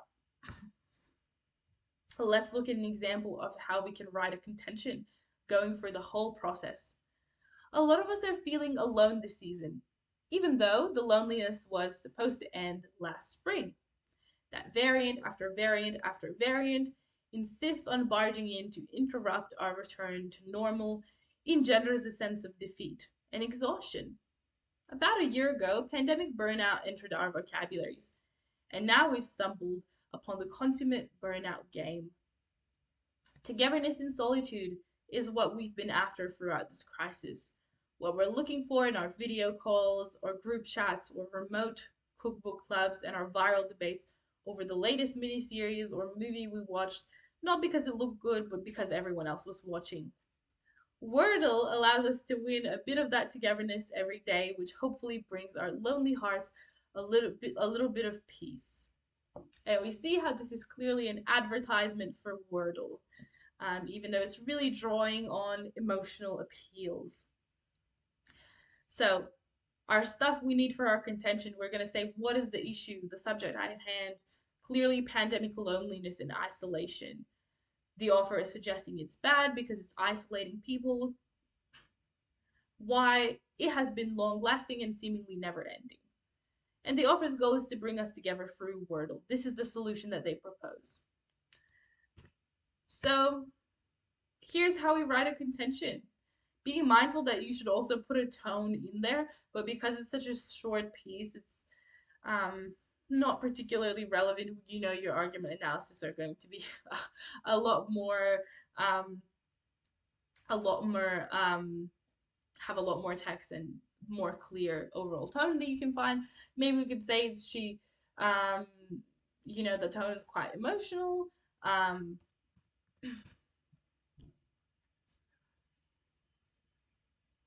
I wouldn't even say that. I wouldn't even say that this one has a too consistent tone. So disregard that, but be mindful. We should have a tone word in our contentions because we just covered that as well. So obviously our contention should say, what is the issue? Does the author think the issue is good or bad? Use relevant vocabulary. Suggest the implications. So the main reasons why it's bad and what is the goal of the author. So here we have Molly Roberts contends that pandemic loneliness, which is our issue, is taking its toll on the populace. So this is the main reason why it's bad, the implications. As she suggests, that it can be positively curbed by the sense of togetherness which activities such as Wordle foster. So that is their goal, to promote Wordle. So we've clearly identified that it was bad and described it, and the idea that it's taking its toll is our main reason for the issue being bad. We've identified the issue as well, and we've stated the goal. The only other thing we want is a tone, but for a short piece like that, it's normal enough to see a distinct tone or voice for the piece. But ultimately, your task is to analyze, and this is what Vika wants you to do, how the language, both visual and written, is used, and how these specific authorial choices shape meaning and argument so as to position the audience in a particular way for a particular reason. So you can really see that if you do the what, how, why process, you tick all of these boxes that are, in your little text box on the exam. How, the language, and authorial choices are what way is the audience positioned, are how, and the reason how it contributes to the contention is our why. So how do we structure an analyzing argument essay? Our introduction must include our context, our contention, our tone, usually combined in one sentence, audience, and our purpose. As part of including the context information, we will also include the title of the piece, the place and date of publication, the author's name, where it appeared, the text type. I think I repeated a couple of those, but you get the idea. Hopefully, you remember that you have to do that. So you'll obviously start with a sentence, usually introducing the issue, and then you'll jump into, author's name, discusses the issue and blah blah blah in her opinion piece, title, published in, place of publication, on, date. That's all you need to do. Then you jump into your contention in a adjective tone. The author contends that, and then we lead into, we can put our audience as part of our contention, but it's best if you have a separate audience sentence elaborating on the audience just a little bit further to show you have a complex understanding. And we don't want our audience to be vague and very general. We don't want to say it's the general public. We don't want to say it's Australians. Hopefully you can find something more specific. Progressive audiences, millennials, we might have um, a particular age group. So those kinds of ideas, and those are pretty common ones. So body paragraphs, idea based. Our body paragraphs are our arguments in our piece. And don't forget authorial intent and the reader. So, for example, looking at this one, it is Day's very suggestion of the power of ink that she urges readers of Streakbeat to observe the significance of tattoos, namely for their symbols of pain and suffering. And showing how we tick everything off and go through the whole process. But we've talked about what, how, why so much. And then we want a final sentence, our linking sentence, to link back to the ultimate authorial intent or the effect on the reader. Here is that possible introduction formula. You can follow this for an introduction that's going to include everything. So starting with background information, this is our context. It's introducing the issue. Then we cite from the text the date, publisher, text type, and author. Then we state the tone and the contention. Then we go into the purpose and the specific target audience. Purpose is like, what is it trying to do? So what solution is the author proposing? Why are they writing this piece to begin with? So we saw from that contention formula that we can link that into our contention as the solution proposed. So for finding the audience and making it very specific, which it has to be, ask yourself two things. Who has a vested interest in this issue? And you might get some ideas from the potentially from the publication details. Say, is there some kind of is it coming from a school newsletter?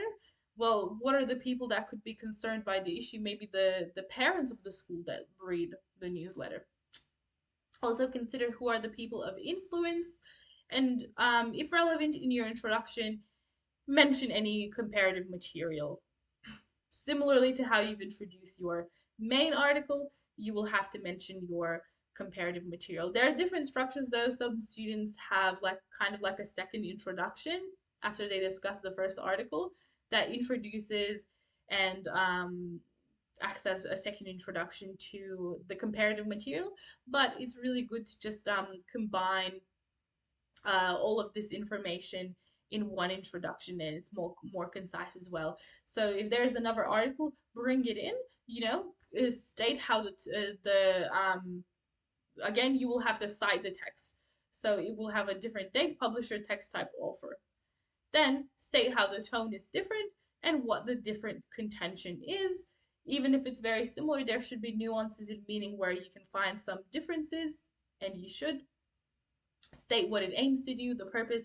The audience may be the same, and you may not have to mention it again. If it's different, address that as well. And if it's a stand-alone visual, a piece on its own by another artist, so it's not embedded within the text, that's also your comparative material, so you can mention it. If it's embedded within the comparative article, you don't have to mention the visual separately, that you can do in a body paragraph. So we want 2 body paragraphs on the biggest article. If we have embedded images, the links to the images must be in bigger paragraphs. We will never discuss the image in its own paragraph. We will instead determine which argument does the image contribute to. So it should look like this, having a topic sentence or argument, evidence from the text, and explanation of the quote, linking into the why analysis of our textual evidence, going through the what, how, why. Then we connect the evidence with the image, and then we do the what, how, why process for the image in relation to the argument. Then we connect it back to the argument and the ultimate intended effect. And we want 1 body paragraph as a comparison because we have comparative material. So for each discussion of the second article, the smaller one, we will try and make a small link to the main article. How does the first author argue something about the idea, and what is the intended effect on the audience compared to the other author and what they have argued? So make little comparative links, but doesn't have to be everywhere, just every once in a while, to make sure we hit that comparative aspect of the task. And also discussing what is different in terms of the authorial intent or argument of the author or intended effect on the reader. Then we want 1 mini body paragraph that looks at the final arguments of both pieces. For example, upon conclusion of The Power of Ink, Day returns to the discrepancy between modern and traditional tattooing and their symbolism. As they scornfully lament the shift of tattoos from reckless to try-hard, social beat readers are conclusively positioned to condemn the commodification of tattoos. Undifferentiated from any cosmetic quirk, they prompt readers to criticize tattoos as an ordinary ornament and share in their regret at their diminished uniqueness. And here we have one comparative aspect is here, as they scornfully laments the shift of tattoos from reckless to try hard. And then we have this idea of social beat, and we've summarized the main arguments or contention of this piece. And if this is a comparative task, we can bring in and do this for the other comparative material as well. Now, don't worry if you find this structure throws you off, because there are a lot of structures you can follow for an argument analysis. If you're comfortable using what your teacher has proposed that you use and you think it really works and it's a good example to use, you can stick by that. This is more for a structure that would work and a structure that you can follow that will be very effective if you do need that help and advice. So we want to also look for subtle persuasive language techniques. These can help us get higher marks because they're important things to identify and often not identified by a lot of students. So connotations, does the language have negative or positive connotations? Making sure we quote the words that show that, and being more specific than that. If it's negative, how so? If it's positive, how so? What's an adjective we can use to describe that?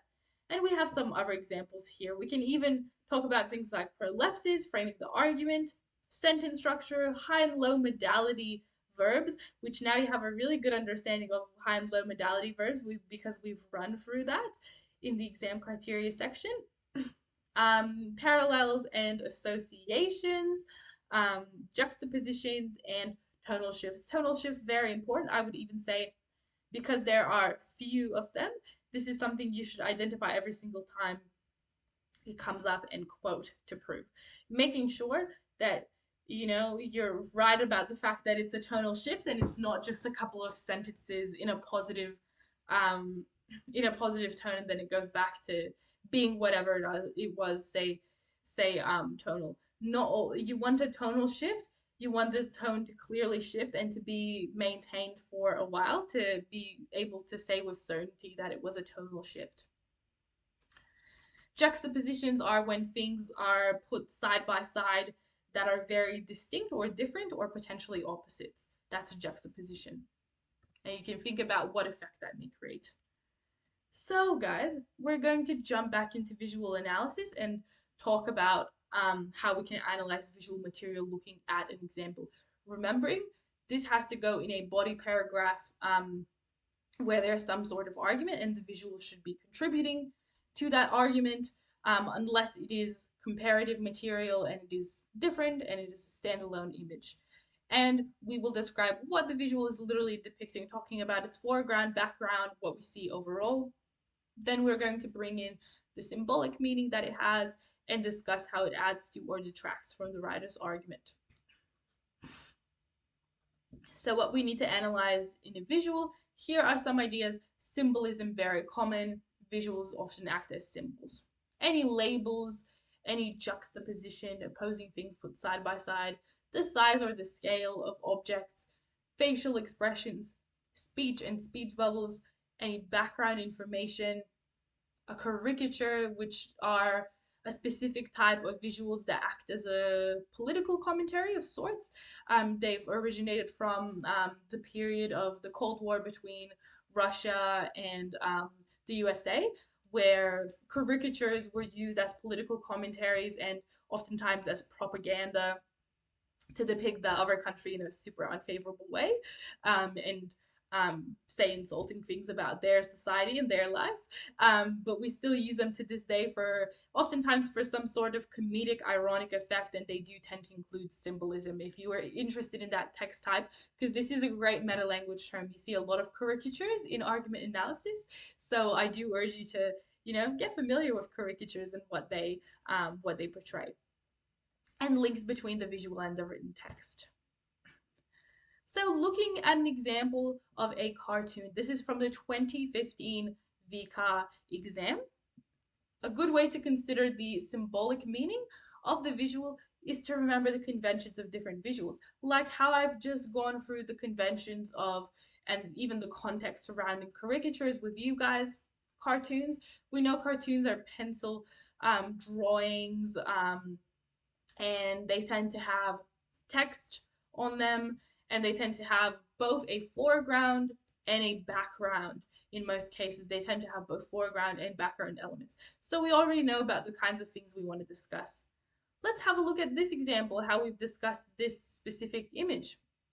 The community garden movement is no passing fashion.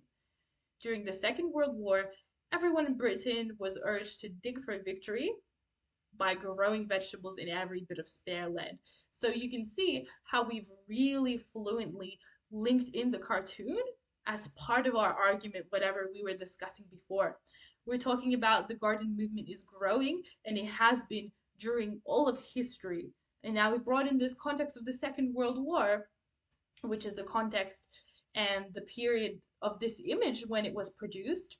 And we introduced the image by really fluently just quoting the slogan, dig for victory, that's present at the top of the image. By growing vegetables in every bit of spare land. Now we've defined the context of the image. The shovel with the foot is showing that we're trying to dig the ground to plant more seeds and grow agriculture everywhere. Backwards and nature strips were dug up in the struggle to keep families fed. In the crisis of war, people suddenly understood how vulnerable a society is if we have forgotten or never learned how to produce our own food. And then we might go to discuss the image further. But what do we see that really is key here and is relating to the image a little bit? Struggle to keep families fed. We see in the background these families. So, this idea that we want to talk about the struggle to keep families fed, if we want to write a really good uh, analysis of the visual, we are going to include that in the background.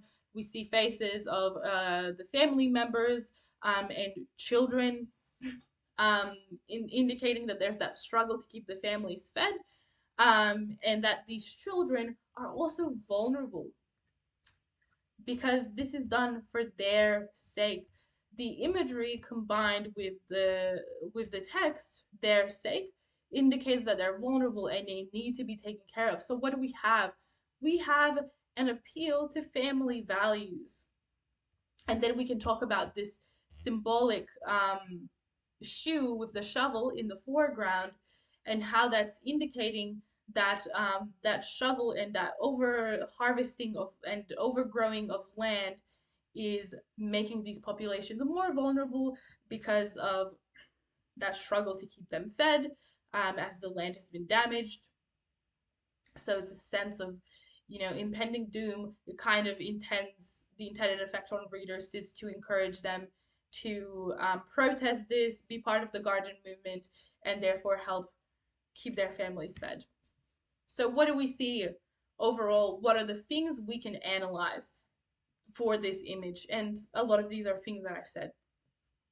Patriotism, um, dig for victory for their sake, and family that it revolves around patriotism. Children are present, so family values, appeal to family values. The boot on the shovel also signifies strength and hard work for their sake, vulnerability of children, and their reliance on others' contribution and hard work. So we can interpret that shovel with the shoe from two different perspectives.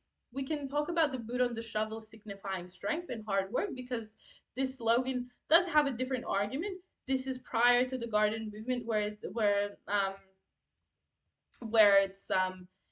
saying grow your own vegetables. We can talk about that strength and hard work, or we can interpret it through a different lens in terms of we could say that the shovel is the agriculture industry, and it's pushing all those families behind and it's disregarding them and it's over harvesting and overplanting the land and ruining how fertile it is and impairing on our ability to take care of our children and our families. You can see which one is more complex, but obviously it's more about the choice of what you make what is more appropriate because it can be interpreted in different ways if you would like. So all of these things we can include as part of our discussion of the visual. So overall, section C, you're going to have one article with at least one visual on the exam, and it might have comments or other comparative material as well. The whole text should only be about 2 pages long. A lot of the SACs and analyzing argument pieces that you do in school may be significantly longer than what you'll actually do on the exam. So think of it as a not too daunting task, but definitely be prepared. A word count to aim for is at least 750 words to have enough discussion of body paragraphs and introduction and conclusion. And the criteria in green is what I read where I was talking about essentially what your task is. It is actually your criteria as well. And we can see it is literally the elements of what, how, and why. And generally, again, it's usually the quickest section to do because of how formulaic it is. Expanding our vocabulary. Remember how I said do not use shows, says, makes. Well, here you go. Here is an extensive list of all the kinds of words that you can use, and they're all appropriate for argument analysis, and many are also appropriate for your text response section. So take these words down, try to incorporate them, use them in your own vocabulary. You should never struggle to not use shows, says, or makes if you just have enough words in your vocabulary bank that are much better to substitute for. Some common issues and problems students have in the argument analysis section. So analysis just focusing on listing techniques. Empty analysis, that's just textbook phrases or definitions to describe the vague and very broad and general effects rather than injecting relevance and specificity by considering the material in light of the specific issue, argument, and audience. I have mentioned this idea already. Um, do not focus on analyzing in a general way. Every single time we have to relate it back to the specific article. Paraphrasing what the author is saying rather than actually saying what the author is doing. So in our analysis, taking ideas from the literal article to how it contributes to the argument rather than actually analyzing. So zooming in and really understanding how it contributes to the contention. But to avoid all of these, we just need to link back every piece of evidence to argument and contention. And if we use the what, how, why, we're pretty sorted. Otherwise, just remember, link back every single piece of evidence back to the argument and the contention. So beyond practice essays for section C, here are some things and techniques that you guys can do. So vocabulary. Expand your vocabulary. Make vocabulary banks of words to describe tone. For some students, this is not a particular issue. You have a range of ideas when it comes to tone. If that's not you and you use, really simple words like um, words for good or bad that are barely a step up, and not words like sarcastically, empathetically, um, condescendingly, derisively, and so on and so and similar kinds of words. You really need to go back and study some words to describe tone and accumulate a vocabulary bank. Words to describe the intended effect on readers. Again, for some students, not a particular issue. Avoid saying intended effect, though you can say the author intends. Elicit feelings of, engenders, sense of something. There are lots of sentence frames and potential different verbs that you can use that will help you to describe intended effect. Words to avoid, like our fence sitting words. This successfully, this effectively.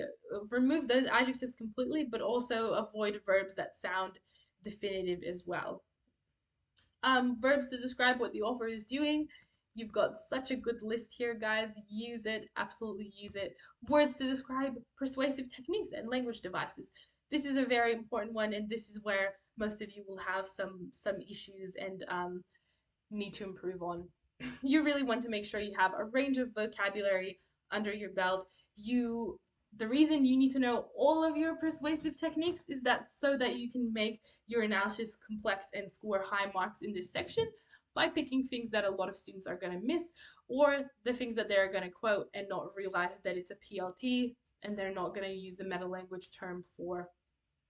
So if you want to stand out against the rest of the state and practice for the lead up of your exam, want to score in the high section, we need to be very across the board with PLTs. And still, it's like it's a big list, but in the end, like I would say, there's probably maybe 25 common techniques you will see in most argument analysis, and then like another 25 maybe that are less common but are great to use, a lot of them.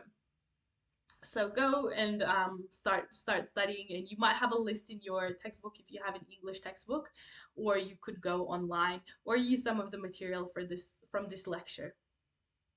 Make a list of do's and don'ts.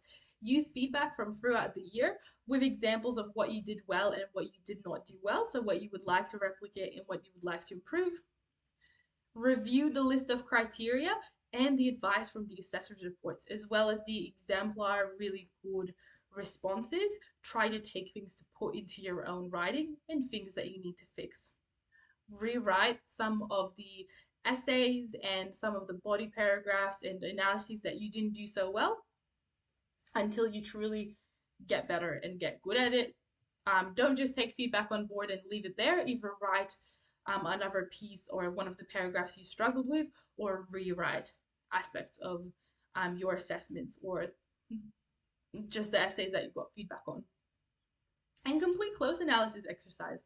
Choose a very short article or a comment and just write a body paragraph or two. If you struggle with introduction structure, Write an introduction, write some practice introductions, then check if you've ticked off all the elements and it flows nicely and it has everything that needs to be there. Write conclusions and write comparative paragraphs if you struggle with the comparative paragraphs.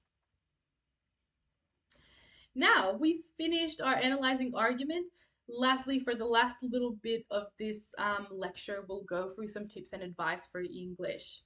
So annotating text is my big tip that I have for you guys, making sure we're practicing active reading. So as you read your text, think that everything you read or watch has been deliberately constructed by the author to serve a particular cause. Basically, you want to question the necessity of everything. So why? Because this is going to prevent you summarizing, making sure we're analyzing, remembering back to the beginning of the lecture, and it's going to significantly differentiate you from the rest of the state who have that issue. So if we question the necessity of everything, it's going to lead us to analyze more and analyze better. So annotate your text, find unique evidence, find evidence featuring genre features and structural devices, and even practice writing little analytical sentences for evidence so you can really hone your ideas. So what to look for when annotating? Look for the important moments of plot. Look for the vocabulary that you don't understand. Look for unique evidence for characters and character development. Connecting writing to views and values of the author, and literary devices. So a lot of these I've already listed. Why is it important to look for the vocab you don't understand? If it's from your text, it could be not likely, but it could be, say, in a prompt on the exam, or it could also mean that there's some kind of important idea there that you're missing and you don't fully get. So define things for yourself when you see words that you don't understand in a text. And yeah, organize your annotations or your quotes or both or notes for these annotations, right? By different themes, different ideas, and different characters so that you stay on top of them. You have evidence for different types of prompts. This will help you be prepared for SACs, and this is a great habit to practice because in year 12 on the exam, you will have no idea what you will get. You need to be prepared for every single type of prompt you could get for a text and have evidence for those types of prompts. So it's really good to structure your notes and quotes. And then you'll write essays very fast and very effectively. And for avoiding summary, remembering the difference between summarizing and analyzing. Summarizing generally is rephrasing evidence from the text in our own words without adding anything additional important to it's gonna make the assessor say, so what? Like I've said a couple of times, they're gonna say, so what, you've reworded this, but what's the point of including this? And analyzing, we're really talking about why the evidence is significant and interpreting it. Looking at another example, a summary, though Juliet beseeches Romeo to be some other name, he is reluctant to abandon the reputable name of Montague. So what? So what? He's reluctant to abandon his name. Why is that important? Question the significance of the evidence. For example, Juliet reveals she's willing to no longer be a Capulet if Romeo will not deny his father and refuse his name, thus demonstrating that her strength and boldness surpasses his. Not a very deep analysis, but definitely analytical. Easy example to look at for us. So some tips with practice essays. We know the best way to improve at English is to write practice essays, right? But you don't want to write essays aimlessly. So every essay or paragraph that you write should have a purpose. I'm trying to improve a skill. I'm really trying my best with this work. I'm not just doing this because I have to and it's something I have to do. I'm doing my work effectively. There is something specific that I'm trying to work on through writing this essay or this body paragraph. I have things in mind that I'm trying to do well as I'm writing this or challenge myself based on. Test out new ideas leading up to your SAC, such as varying sentence structures and lengths, plopping in meta language terms to see if you can do that fluently and how long it takes you and how many you can come up with. Try to make, say, a purposely complex essay to push your limits and get better at writing. Choose deliberately easy or difficult prompts to test different skills. You can choose easy prompts if you have issues with essay structure that you want to improve, if you have general writing issues that you want to work on by giving yourself an easy prompt. Difficult prompts to test and push to the limit your analytical ideas, your views and values analysis, and also preparing for exams a year later where you might get a difficult prompt on the exam. So challenging ourselves. Don't get stuck in habitual activities. Don't do the same activity every single time. That's potentially not going to benefit you.